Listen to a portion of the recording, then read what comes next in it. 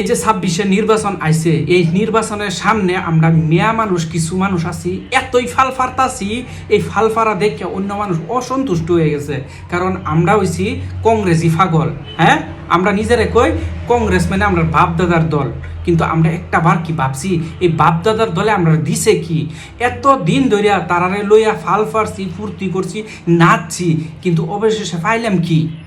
এই প্রশ্নটা কি আনের মনেও জাগে না? যদি জাগে তাহলে একটু সময় লয়ে একটু চিন্তা করুননি যে কংগ্রেস করার আগে সময় একটু লইন আর বুঝুন যে সময় কংগ্রেস ভালো আছেন, প্রত্যেকটা মাসে মানুষে এই আসামের মানুষে সবই সমর্থন জানাইছেন, সবই ভোট দিছেন, সবই দোয়া করে আশীর্বাদ দিয়া তারা ক্ষমতা রাখছেন। কিন্তু অবশেষে তারা কি করলো?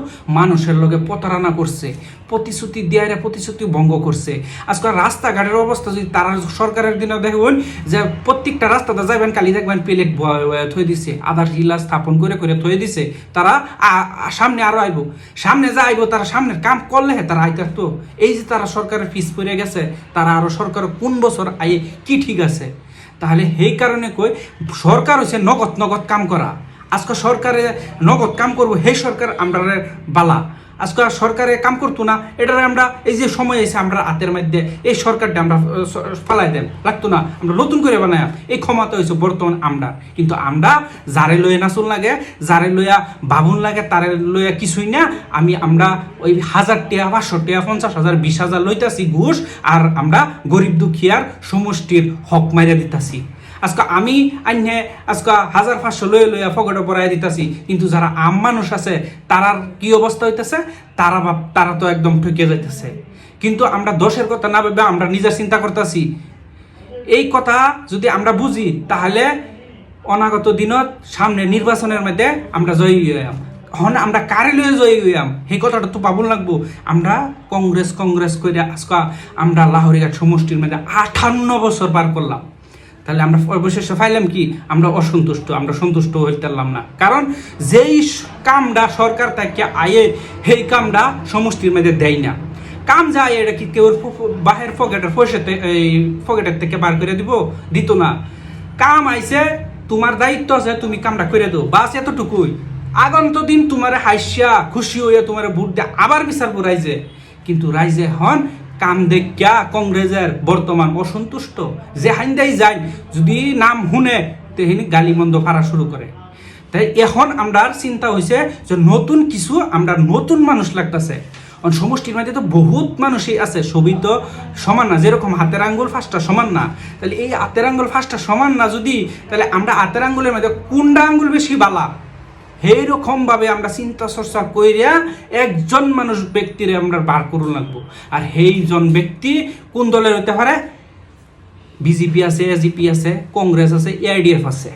তাহলে এই যে 3-4টা 5টা দল আছে, এর মধ্যে আমরা সবের একজন পছন্দ আছে। কিন্তু পছন্দ হইলেই তো না, আমরা তো বিদায় কোন লাগবো। কোন মানুষটার সমষ্টির দিকে মানুষের আকৃষ্ট আছে, মানুষে একত্রিত আছে, জনবল আছে, সবইতে উনারে ভালাফা, সেই মানুষটাকে না। আজকে বিজেপির দিকে দেখুন লাহরিঘাট সমষ্টির জীবনও ফাঁস করতে না।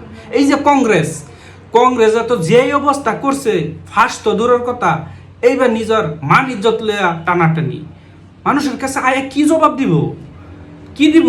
বর্তমান মানুষ শিক্ষিত, সমষ্টিবাহীর মানুষ সবই শিক্ষিত, বর্তমান সবই বুঝে। এই যে দুর্নীতি অবস্থা এগুলা সবই বুঝে, মানুষে বুঝে অনে। তাহলে কংগ্রেসও নাই। বর্তমান আমরা অবশেষে পাইলাম যে এআইডিএফ এর প্রার্থী সিদ্দিক আহমেদ। আমরা গরিব দুঃখিয়া আজকে রাস্তাঘাটে গাঁয়ে বুয়ে গরিব দুঃখিয়া সবের লোকেই সমানে তার ব্যবহার, উনার ব্যবহার দেখে আমরা বুঝতে পারি যে না, উনি একজন যে গরিব দুঃখের বুঝবো আর সমষ্টির লেগে কাম করব, আর সমষ্টিবাহী যাতে উনারে সবই ভোট দেয়, আর উনাই সমষ্টির কারণে কাম করব, যে আশা যেই প্রতিশ্রুতি দিছে সেই দায়িত্বটা উনাই পালন করব। বদরুদ্দিন আজমলের দেহে দেখুন আজকে উনাই আজকে কি করতেছে। আর উনাই যদি এই দলের নেতৃত্ব দিছে, উনার দলের মানুষের আর উনার দলের বিধায়ক যদি হয়, তাহলে এই দলের আরো পরিবর্তন আইব। তো যেই সমস্যা সমষ্টির মধ্যে আছে, আজকে এই যে মিয়া মানুষ যারা আছে, সংখ্যালঘু মানুষ আজকে এই জেলার এক জেলা তারেক জেলাতে লাঞ্ছিত বঞ্চিত, কত কষ্ট মার ফিট, কত তুচ্ছ তাচ্ছল্য দেখতা শুন না, দেখতা শুন। কিন্তু একজন কংগ্রেসের নেতার বিধায়কের মুখের মধ্যে আইস পর্যন্ত শুনছুন যে মিয়ারে লইয়া কোন কারণে এই তুচ্ছ তাচ্ছল্য করে। কেউ একটা প্রশ্ন তুলছে না, কেটা তুলছে? এআইডিএফ এর নেতারা তুলছে। সংখ্যালঘু মানুষের প্রতি তারা দয়া মায়া মমতা তারা আছে, আজকে তারা সংখ্যালঘুর কারণে তারা কথা কইতেছে, তারা বিরোধী করতেছে, সংখ্যালঘুর অধিকার বিচারতেছে। তাহলে আমরা যদি সংখ্যালঘুর মানুষ হইয়া সংখ্যালঘুরে আমরা যদি সমর্থন না করি, আমরা কারে করবাম? যারা আমরা যাত্তাছে, আমরা ধ্বংস করে দিতেছে, তারা লইয়া আমরা ফাল ফারতাছি।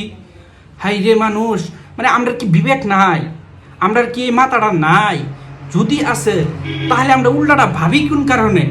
কেন আমরা সম্প্রদায়ের ভিতরে কি শিক্ষিত মানুষ নাই? হ্যাঁ, যদি আছে তাহলে আমরা অন্য কিছু ভাবতাম কোন কারণে? আমরা শরীর কি রক্ত নাই? আমরা কিছু পারতাম না? আমরা কি মানুষ না? আমরা কি শিক্ষিত না? আমরা কি আজকে মানুষের অভাব পড়ছে সমষ্টির মধ্যে বিধায়ক বানাবার লাগিয়া? যারা দুর্নীতি করতেছে তারা লই আমরা নাম গুণ কত কিছু কোন কারণে? তাহলে আমরা সবেরই একটাই আহ্বান জানাইম যে আমরা সংখ্যালঘু মানুষ যারা আছে, যোগ্য ব্যক্তি সিদ্দিক আহমেদ, উনার ছবি বিশ্বাস করিয়া আগন্ত দিনের মধ্যে তালা সাবিত ভোট দিবেন।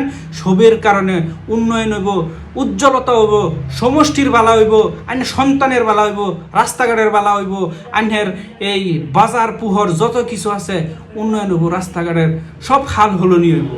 তো এই বিশ্বাসটা রাখিয়া আগন্ত দিন তালা সাবিত ভোট দিবেন। ধন্যবাদ সবাইরে।